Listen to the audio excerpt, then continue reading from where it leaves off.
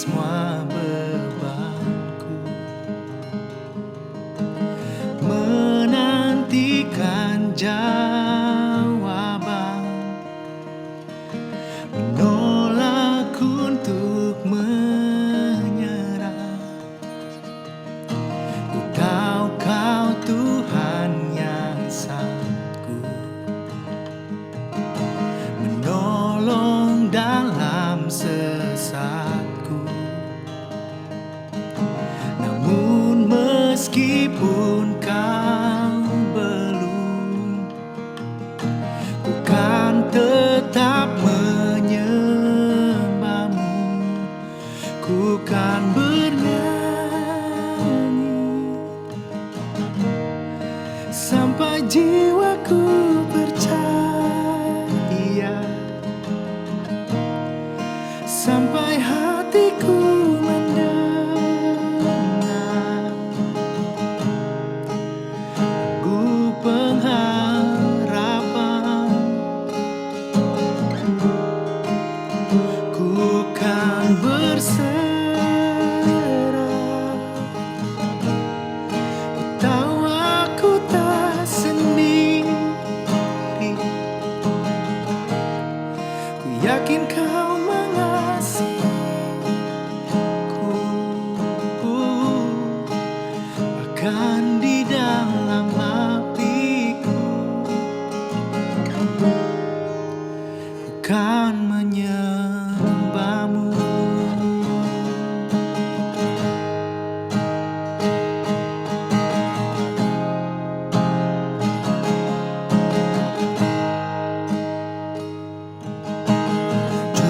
Jujur kadang aku lalai bersandar pada kekuatan-Mu.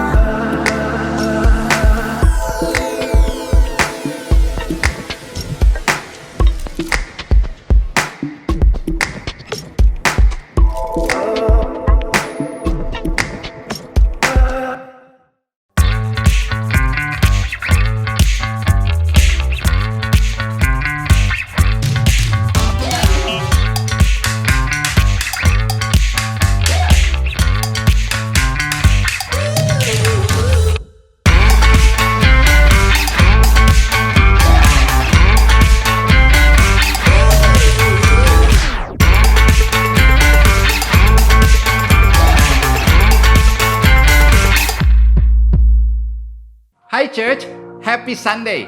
Welcome to ECC Online Service. Apa kabar semuanya? Ada sukacita, ada pengharapan. Saya harap semuanya dalam keadaan baik dan bersukacita ya hari ini. Saya percaya akan ada ibadah yang luar biasa hari ini. Karena itu saya mau mengingatkan untuk saudara mengajak teman-teman, saudara-saudara kita untuk segera join ibadah kita hari ini. Seminggu ini kita punya banyak sekali rangkaian program-program yang luar biasa. Mari terhubung selalu dengan mengikuti setiap program-program yang ada. Untuk semua update informasi program ECC Church bisa diakses di website kami eccchurch.online. Baik, Bapak Ibu Saudara, mari kita siapkan pikiran, hati kita untuk beribadah pagi hari ini. Mari kita berdoa. Kami mengucap syukur pagi hari ini kalau Engkau ada bersama-sama dengan kami. Dimanapun kami berada hari ini, kami percaya kami boleh merasakan berkat, boleh merasakan Roh Kudus ada bersama-sama dengan kami. Siapkan kami, siapkan hati kami Tuhan. Di dalam nama Yesus kami berdoa dan mengucap syukur. Amin. Enjoy the service.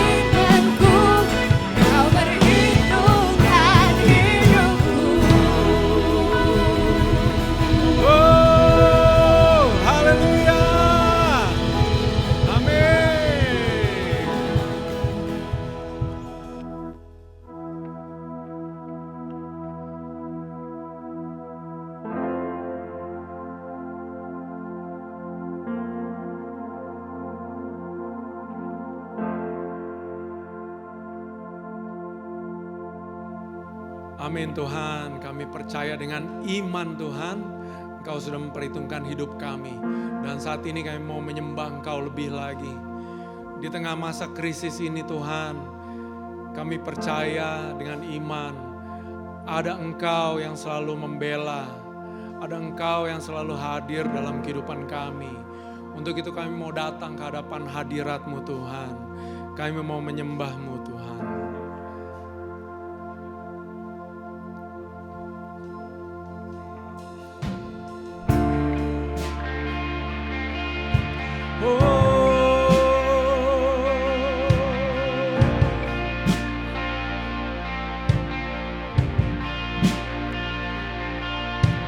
Yesus,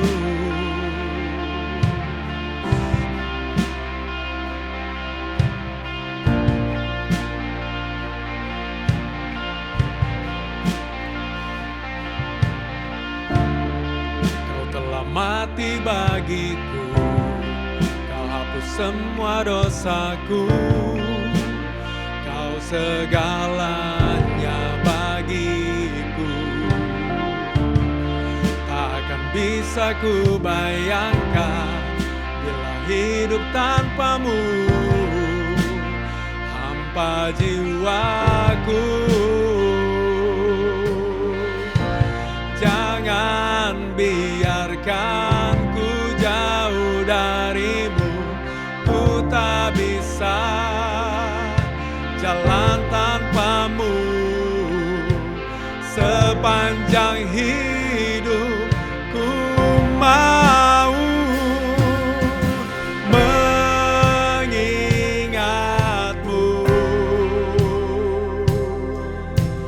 mengasihimu.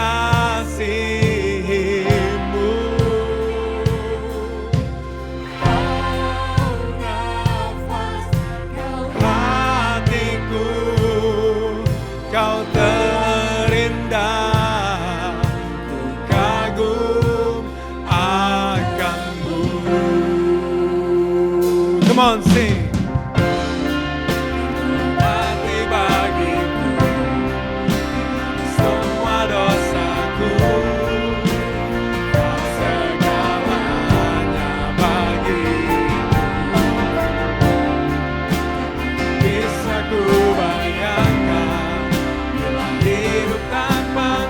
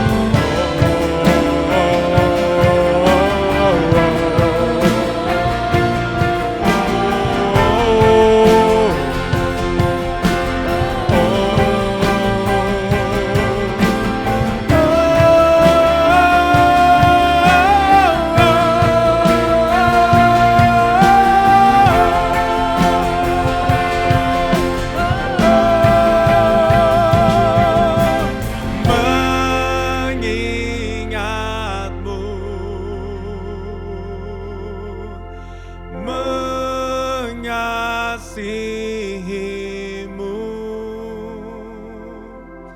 Kau nafas, kau hatiku, kau terindah, ku kagum akan mengingatmu. Kami mau mengingatmu Tuhan, mengasihimu. Kau nafas, hatiku, kau terindah, kagum akan mengingatmu.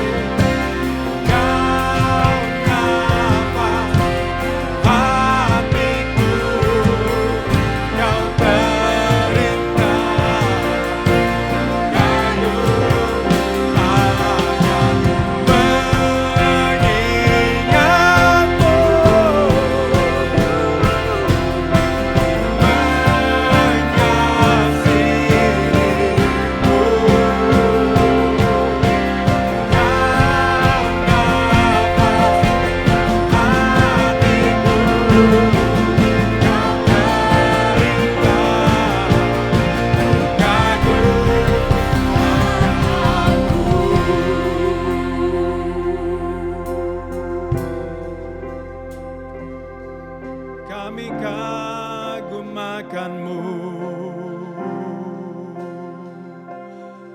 Yesus.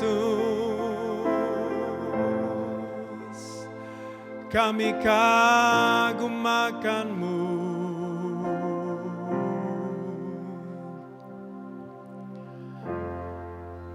Terima kasih Tuhan karena Engkau selalu mengingat kami. Terima kasih Tuhan karena Engkau selalu mengasihi kami. Engkaulah nafas kami. Inilah hati kami Tuhan. Biarlah hati kami menjadi hati yang selalu terbuka untuk boleh memuji, menyembah dan meninggikan Engkau. Terima kasih Tuhan. Terima kasih. Hanya di dalam nama Yesus Kristus, Tuhan kami yang hidup, kami percaya.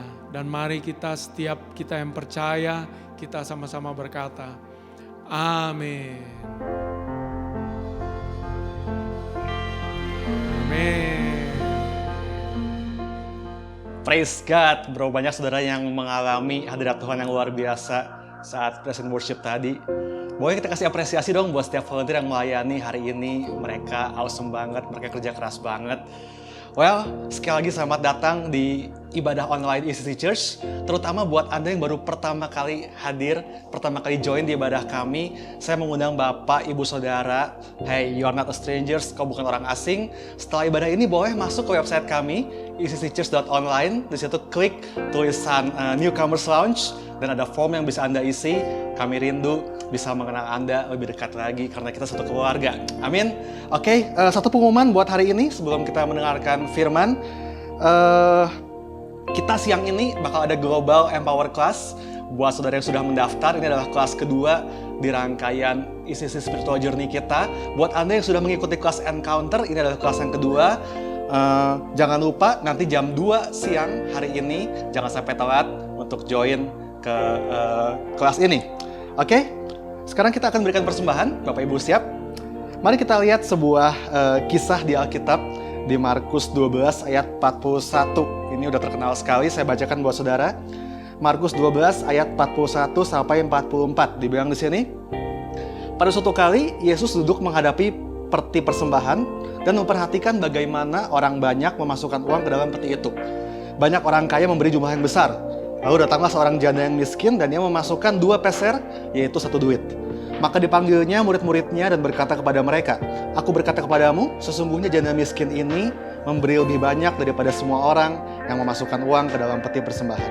Sebab mereka semua memberi dari kelimpahannya, tetapi janda ini memberi dari kekurangannya, semua yang ada padanya, yaitu seluruh nafkahnya." So, tahu kisah ini ya, kita lihat ternyata salah banget kalau kita pikir Yesus nggak peduli sama persembahan kita. Ini ayatnya bilang Yesus duduk, menghadap peti persembahan, memperhatikan. Dia tongkrongin benar-benar sama Yesus tuh. Ya, betul ya. Tapi kita lihat di ayat 41, apa yang Yesus perhatikan di situ. Dibilang bahwa Yesus memperhatikan bagaimana orang memberi, bukan berapa orang memberi. Betul, beda ya. Lihat bahwa buat Yesus, yang penting bukan jumlah yang kita berikan, melainkan cara kita memberi, sikap hati kita waktu kita memberi. Saya percaya bahwa yang namanya jumlah itu relatif. Betul ya Bapak Ibu? Kalau gajinya 1 juta, uang 10 juta kayaknya gede banget. Tapi kalau income-nya 1 M, 10 juta mungkin gak ada artinya. Jadi ini bukan masalah jumlahnya berapa. Waktu kita ngasih persembahan, saya percaya nggak ada jumlah yang terlalu besar, nggak ada juga jumlah yang terlalu kecil. Yang tahu keadaan kita masing-masing ya cuma kita sendiri sama Tuhan. Betul ya? Yang jadi pertanyaan cuma satu. Apakah ini pemberian yang terbaik yang bisa saya kasih buat Tuhan hari ini? Oke, dan saya percaya kalau kita ngasih sesuatu buat orang, yang menentukan adalah seberapa dekat kita sama orang itu. Ya nggak sih? Misalnya kita dapat undangan mungkin ulang tahun atau nikah dari orang yang kurang kenal. Pasti nanti angpaunya atau kado yang kita kasih ya ala kadarnya aja lah. Orang gak deket juga, kenal selewat. Tapi bakal beda banget ketika yang ngundangnya orang yang sangat berarti buat kita. Ya nggak sih? Apalagi yang kita sayang. Mungkin pasangan kita, mungkin anak kita, mungkin gebetan kita. Pasti kita betul-betul berusaha mikirin, take effort gimana supaya saya bisa kasih yang terbaik. Ya nggak sih? Nah hari ini pertanyaannya, seberapa berartinya Yesus buat saudara? Apakah saudara bakal kasih pemberian yang ala kadarnya, yang biasa-biasa aja? Atau saudara betul-betul kasih yang terbaik? Karena Yesus tuh begitu berharga, begitu berarti buat saudara. Ingat, yang penting bukan jumlah berapanya, tapi sikap hati kita. Apakah ini yang the best yang bisa kita kasih? Karena Yesus memperhatikan bagaimana kita memberi tadi. Amin. Sudah siap kasih yang terbaik? Mari kita berdoa. Bapa, hari ini kami datang membawa yang terbaik yang bisa kami kasih. Ini adalah perlambangan hidup kami. Ini the best yang bisa kami bawa buat Tuhan. Kami mau kasih apa yang berarti buat kami. Karena kami tahu Bapa juga kasih yang terbaik buat kami, yaitu Yesus. Kami berharga buat Tuhan. Karena itu kami juga mau kasih yang berharga buat kami untuk Tuhan. Terima kasih Bapa, memberkati setiap tangan yang memberi hari ini, biar sungguh ada pelipat gandaan, ada percepatan buat semua yang mereka tabur hari ini, bertumbuh, berbuah dalam nama Yesus. Amin. Oke, selamat memberi. Terima kasih buat pemberian saudara, nomor rekening untuk Bandung, Jakarta, Sydney ada di layar, dan juga saudara bisa memberikan melalui e-payment, semuanya ada di layar saudara. Oke, selamat memberi. Sudah semua? Oke, puji Tuhan. Dan saya percaya sebentar lagi firman Tuhan ini akan sangat memberkati kita. Pembicaranya powerful banget. Dia dikenal sebagai the lioness, sang singa betina di sisi gitu ya. Very strong but very gentle dengan pengurapan yang sangat luar biasa. So let's welcome our global administrative pastor, Pastor Arwen Johan. Halo Sisi, senang sekali bisa berjumpa dengan saudara walaupun hanya lewat virtual. Saya percaya saudara dalam keadaan baik, dalam keadaan sehat, dan kita bersyukur banget buat penyertaan Tuhan yang sudah hampir 4 bulan kita online. Tapi saya percaya Tuhan menjaga setiap kita, bahkan tidak hanya menjaga setiap kita, tapi menjaga juga anak-anak kita dan orang tua kita. Amin. So hari ini saya akan share firman Tuhan, dan firman Tuhan hari ini saya akan kasih judul Winning Your Battle. Amin. So dalam hidup seringkali kita mendengar orang berkata, choose your battle. Nah, ini mungkin nasihat yang bagus banget ya. Dalam pernikahan, dalam hubungan, dalam parenting, kita nggak perlu selalu membuang energi kita untuk sesuatu yang harusnya kita nggak perlu perangi atau pikirkan secara berlebihan. Tapi dalam kehidupan kita, saya menemukan bahwa seringkali kita nggak selalu bisa memilih pertempuran kita. Kadang-kadang pertempuran justru memilih kita. Saya nggak pernah memilih pertempuran untuk menjadi seorang single parent, but the battle choose me. Dan mungkin saudara hari ini sedang berjuang, sedang melawan sakit penyakit, entah mungkin cancer atau apapun juga. Dan saudara nggak pernah mendaftarkan atau berpikir untuk punya penyakit tersebut.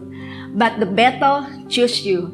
Dan mungkin hari ini juga saudara sedang berjuang untuk sebuah kondisi kehilangan orang yang saudara kasihi. Atau saudara sedang berjuang menginginkan keturunan mungkin. Atau apapun yang sepertinya di luar kondisi saudara, kendali saudara dan kemampuan saudara. Saudara sudah lakukan yang baik dan tetap pertempuran memilih saudara. Dan Tuhan mengizinkan pertempuran ada dalam kehidupan saudara.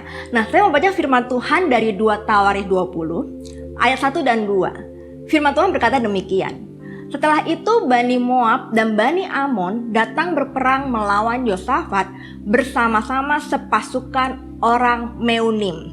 Datanglah orang memberitahukan Yosafat, suatu laskar yang besar datang dari seberang laut Asin, dari Edom menyerang tuanku. Sekarang mereka di Hazeton Tamar, yakni En Gedi. Nah, kalau kita lihat di 2 Tawarikh 19 di pasal sebelumnya, Raja Yosafat itu sedang sibuk, sedang mengangkat hakim-hakim untuk bangsa Yehuda, bahkan memerintahkan hakim-hakim untuk bertindak dengan takut akan Tuhan, dengan setia dan dengan tulus hati. So, Raja Yosafat sedang melakukan, bahkan mungkin ya kita bisa bilang sedang berusaha melakukan apa yang benar di mata Tuhan.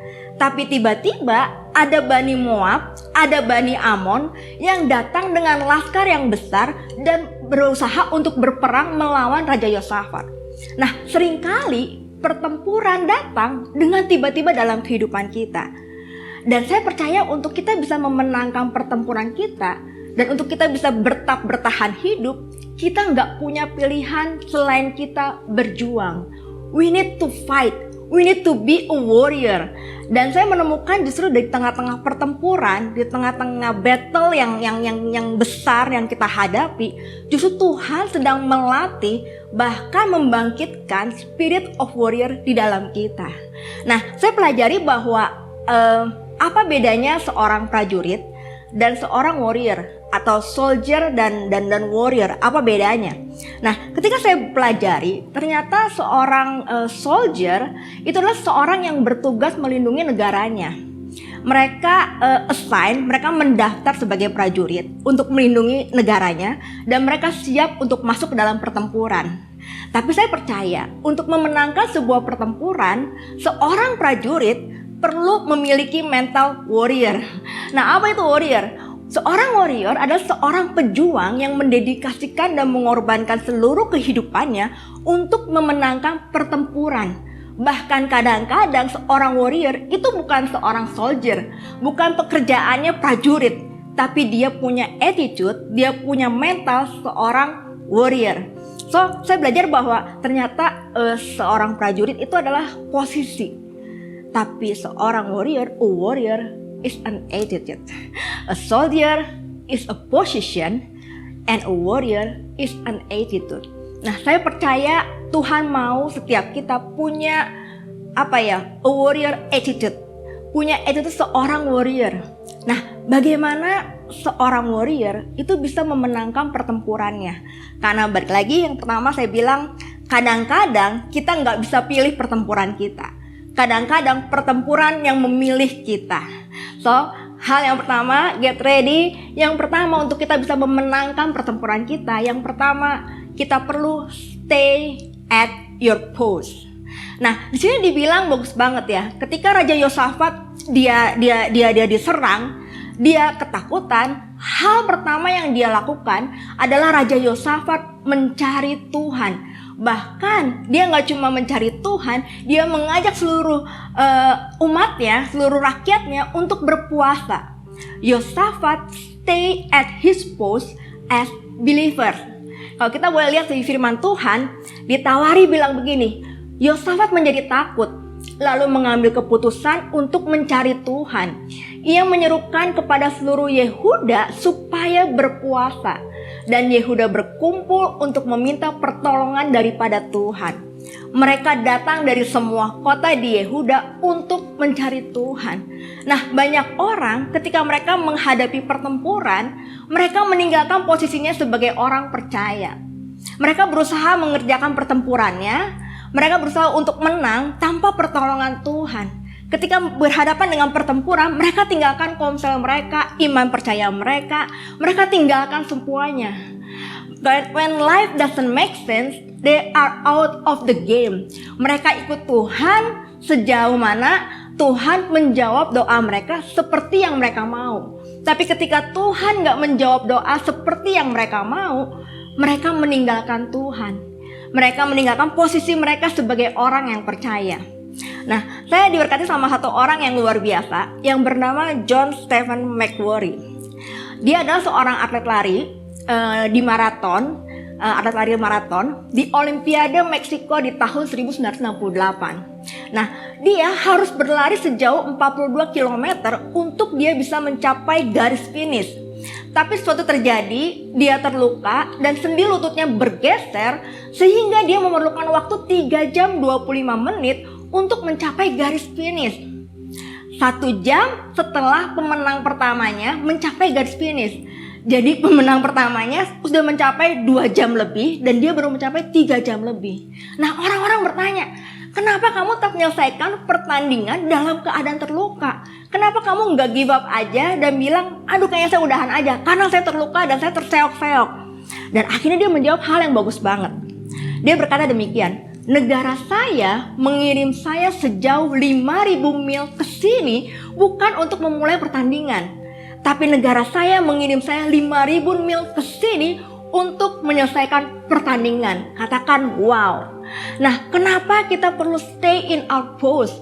Kenapa kita terus bertahan dan terus berjuang sampai garis finish sekalipun kita terluka, terseok-seok, bahkan mungkin ada scar, bekas luka di dalam hidup kita.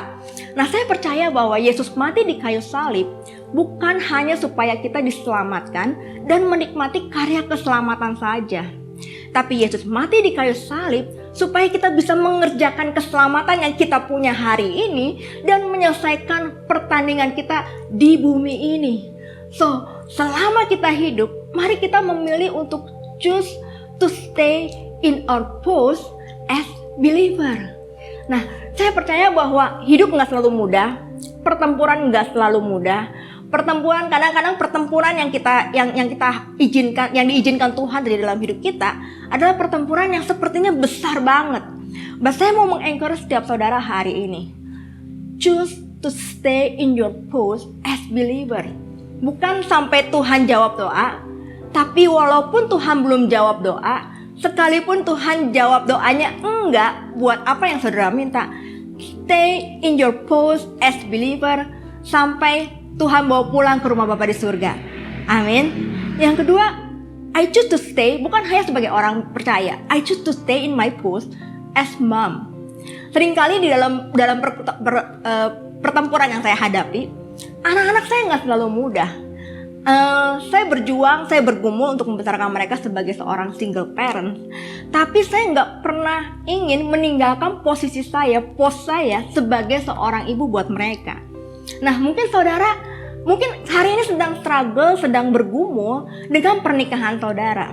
Tapi hari ini saya mau mengencourage, choose to stay in your post as a wife, as a husband. Jangan mudah menyerah dengan pernikahan saudara. Mari putuskan untuk memilih untuk tetap tinggal di dalam posisi saudara, dalam pos saudara sebagai seorang suami atau seorang istri. Amin. Dan hal yang lain, I choose to stay in my post as minister. Dulu sebelum saya menikah, saya masih sekolah, I choose to stay in my post as minister. Saya melayani Tuhan. Tapi ketika saya sudah menikah, punya anak pertama, anak kedua, saya tetap memilih untuk melayani Tuhan. I choose to stay in my post as minister. Bahkan ketika Tuhan panggil pulang suami saya tetap tinggal. I choose to stay in my post as minister. Sekalipun saya punya battle dalam hidup saya punya battle personal saya punya struggle, but I choose to stay in my post as minister. Saya tahu nggak selalu mudah.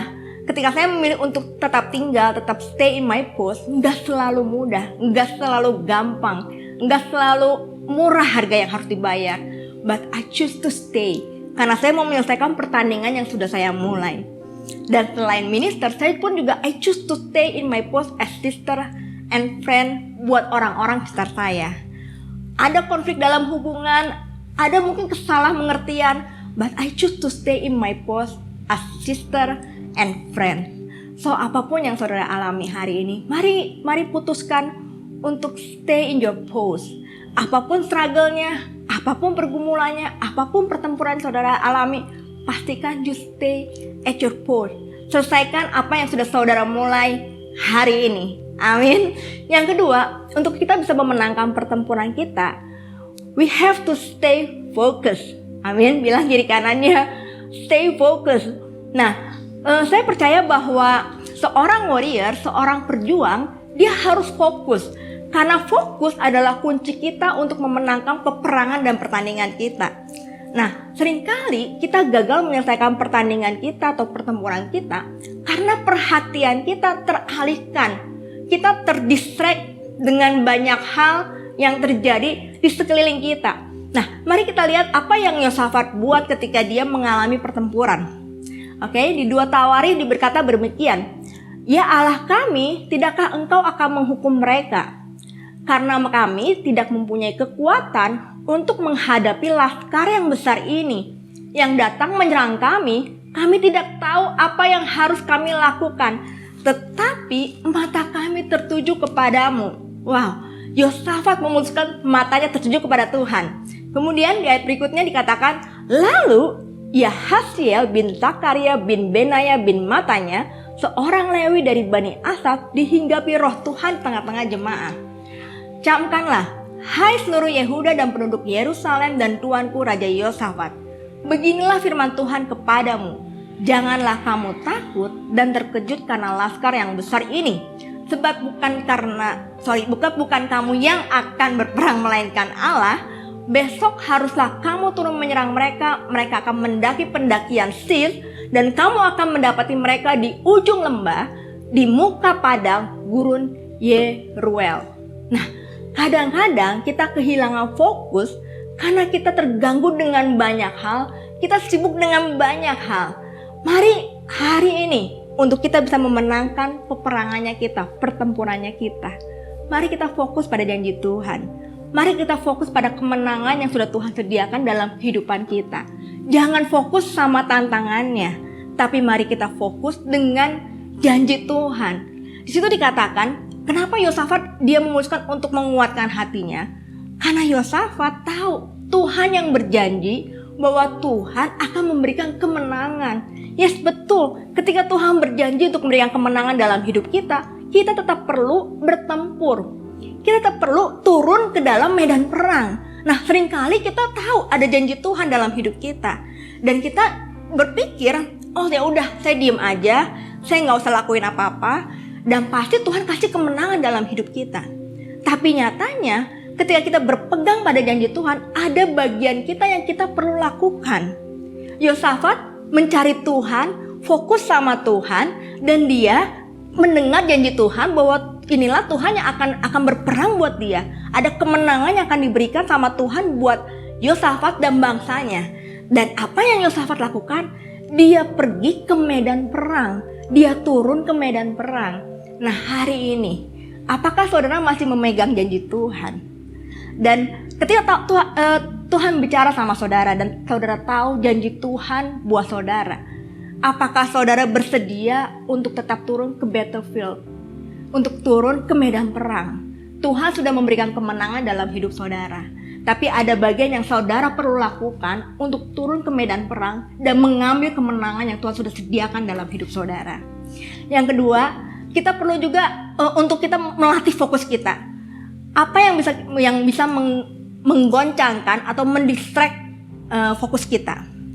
Seringkali kita membandingkan senjata kita dengan senjata orang lain. Kita nggak fokus lagi dengan pertempuran kita karena kita sibuk membandingkan hidup kita dengan hidup orang lain. Kita bisa berkata, kayaknya hidup orang lain lebih bagus deh. Kayaknya mereka lebih beruntung deh. Sekolahnya lebih tinggi, sekolahnya selesai, sekolahnya di luar negeri, uangnya lebih banyak, rumahnya lebih bagus, kondisi keluarganya lebih oke. oke, lebih pintar, lebih cantik, lebih ganteng. Kita sibuk membandingkan hidupnya dengan orang lain. Apalagi hari ini kita semua di rumah, kita pegang gadget kita bisa lebih banyak ngelihat hidup orang. Kita bisa buka Facebook, bisa buka Instagram, dan seringkali kita menghabiskan waktu kita bukan mengupgrade diri kita, bukan bersyukur dengan apa yang kita punya, tapi kita sibuk melihat hidup orang lain, dan kita sibuk melihat kekurangan yang kita nggak punya dan orang lain punya. Ketika Daud berhadapan dengan Goliat, Saul berusaha meminjamkan baju perangnya. Ya kan, kalau saudara lihat ya, dipakein baju zirahnya, dikasih pinjam pedangnya, dan ketika dipakaikan ke Daud bilang, saya berusaha untuk jalan dulu ya. Dan ketika Daud berusaha untuk berjalan, dia kesulitan memakai baju perang dan senjatanya Saul, karena memang itu nggak pernah digunakan sama Daud. Dan ini bagus banget. Pada akhirnya Daud meninggalkan, mengembalikan perlengkapan perangnya Saul kepada Saul. Dan Daud, dia memilih untuk tetap menggunakan senjatanya dia. Dia menggunakan tongkat dan umban. Nah, saya percaya kalau saudara lihat, Daud tetap memenangkan peperangan, betul nggak sih? Goliat tetap jatuh dan Daud memenangkan peperangan dengan senjata yang dia miliki. Nah, saya percaya sebelum musuh menjadikan saudara sebagai target, Tuhan sudah terlebih dahulu mengurapi saudara. Tuhan sudah terlebih dahulu memperlengkapi saudara untuk memenangkan pertempuran yang saudara hadapi. So, apapun yang kita punya, bahkan seringkali ketika kita Tuhan suruh di Alkitab banyak banget Tuhan suruh, dan orang yang disuruh, nabi-nabi yang suruh tanya, terus saya mesti gimana? Dan Tuhan selalu tanya, apa yang kamu punya? Apa yang ada di tangan kamu? Dan dengan apa yang ada di tangan kita, nabi-nabi itu bisa memenangkan pertempurannya. Dan apa yang ada di tangan kita, saya percaya Tuhan akan memberikan kemenangan. Karena Tuhan memberikan kemenangan bukan karena apa yang gak kita punya. Saya percaya banget Bapa di surga adalah Bapa yang baik. Ketika Dia mengizinkan kita masuk ke dalam sebuah pertempuran, gak mungkin banget Bapa yang baik gak memperlengkapi kita dengan senjata yang memang Tuhan taruhkan, Tuhan pilihkan buat kita. So, mari kita fokus dengan apa yang kita punya. Mari kita fokus dengan senjatanya kita. Ketika kita masuk ke dalam pertempuran, jangan membandingkan diri kita dengan orang lain, dengan senjatanya orang lain. Karena kita bisa memenangkan pertempurannya kita dengan senjata yang kita punya hari ini. Amin. Yang ketiga, seringkali kita gak bisa fokus. Kehilangan fokus dan terdistract karena masa lalu kita. Karena trauma yang pernah kita alami dalam hidup kita. Karena perasaan kita. Saya percaya bahwa Tuhan mau kita overcome our feeling. Tuhan mau kita sembuh dari trauma kita. Ya mungkin dulu atau kita pernah punya trauma. Ya mungkin kita pernah mengalami pertempuran dan kita punya bekas luka atau scar dalam hidup kita. Tapi kalau kita masih hidup, sekalipun ada scar dalam hidup kita, sekalipun ada bekas luka dalam hidup kita, sekalipun hidup kita nggak sempurna, tapi kalau kita masih hidup, artinya luka itu mengingatkan kita bahwa kita pernah survive dalam sebuah pertempuran. Dan is okay banget. Saya pun punya scar dalam hidup saya. Saya punya ketidaksempurnaan dalam pernikahan saya karena suami saya udah nggak ada, dalam keluarga saya nggak sempurna. Saya tahu kalau saya mengingat luka tersebut, itu mengingatkan saya tentang kebesaran Tuhan, bagaimana Tuhan menyertai saya melewati setiap pertempuran yang saya hadapi dalam hidup saya. Amin. So, saya percaya banget, mari kita tetap fokus. Firman Tuhan berkata, tidak tahukah kamu bahwa dalam gelanggang pertandingan semua peserta turut berlari, tapi bahwa hanya satu orang saja yang mendapatkan hadiah. Karena itu larilah begitu rupa sehingga kamu memperolehnya. 1 Korintus 9 ayat 24. So mari dalam pertempuran, dalam pertandingan, mari kita fokus sama Tuhan. Mari kita fokus dengan victory, dengan kemenangan yang Tuhan akan sediakan dalam hidup kita. Jangan fokus sama kesulitannya, jangan fokus sama tantangannya, jangan izinkan tantangan dalam hidup kita, jangan izinkan kesakitan yang mungkin kita alami hari ini, kesulitan yang kita alami hari ini membuat kita nggak fokus lagi sama goal dalam hidup kita, sama kemenangan yang Tuhan sediakan.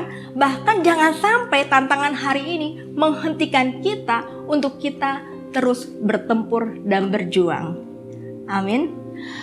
Poin ketiga, bagaimana seorang warrior bisa memenangkan pertempurannya adalah stay with your platoon. Oke? Saya percaya bahwa Tuhan menciptakan keluarga, komunitas, dan hubungan. Tuhan mau kita menghadapi peperangan bukan seorang diri. Karena untuk memenangkan pertempuran kita membutuhkan bantuan dari orang lain. Oke? Platoon adalah regu di mana kita ada bersama-sama untuk memenangkan pertempuran di medan perang.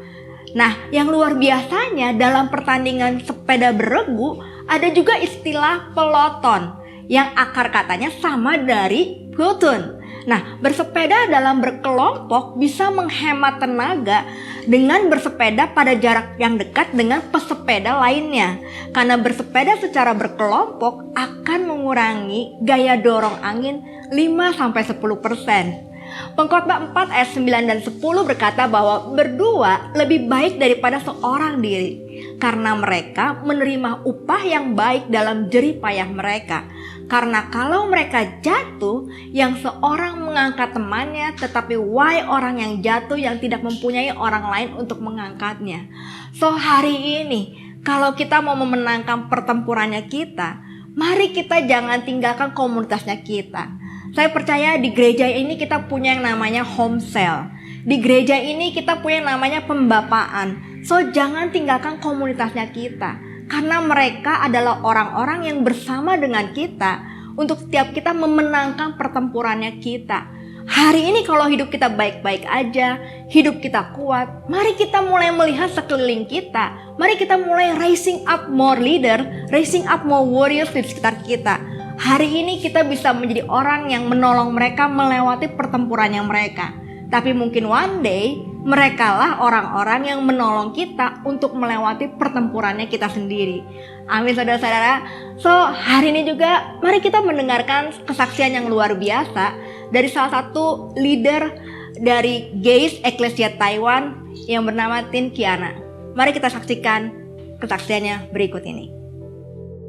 Hello Church, perkenalkan nama saya Tin Kiana, biasa dipanggil Tintin. Sekarang ini saya menjabat sebagai salah satu founder di Gaze Ecclesia Church. Waktu itu saya baru lulus kuliah, saya mendapatkan pekerjaan di Taiwan yang mengharuskan saya bekerja shift 3 minggu di Amerika dan 2 minggu di Taiwan.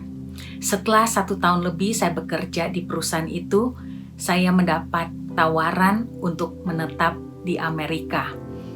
Dan pada waktu itu saya sudah bertemu dengan lawyer untuk mengurus segala keperluan imigrasi. Saya ditawarkan salary 5.000 US, ditambah mobil, apartemen, green card, dan juga saham dari perusahaan itu. Bagi saya yang pada waktu itu awal meniti karir, itu sungguh adalah tawaran yang sangat menarik. Dan memang saya juga tidak betah untuk tinggal di Taiwan. Hanya satu hal yang masih mengganjal dalam hati saya, yaitu keluarga saya sungguh-sungguh mengalami Tuhan. Karena mereka sudah terima Yesus, namun belum mengalami Yesus. Persis 1 minggu sebelum saya tanda tangan kontrak, saya menangis.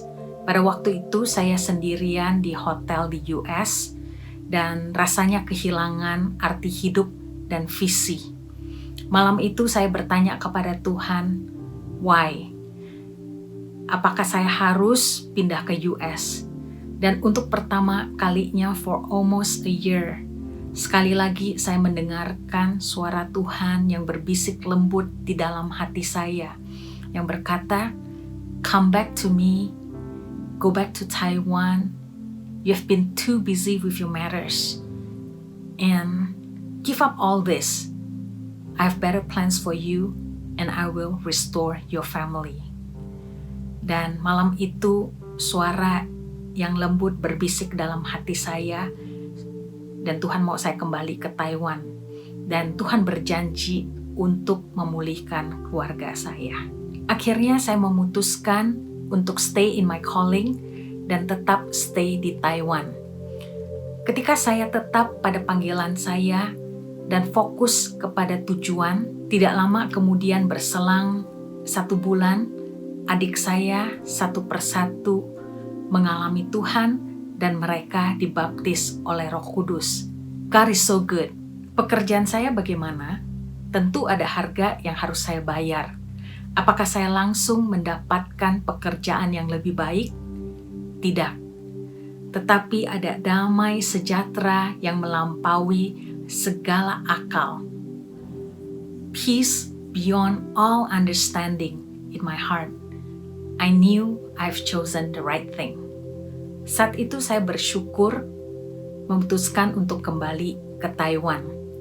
Tuhan bukan saja memulihkan keluarga saya, bahkan mengirim orang-orang untuk menolong saya, untuk tetap dalam panggilan saya, dan juga menjangkau lebih banyak orang.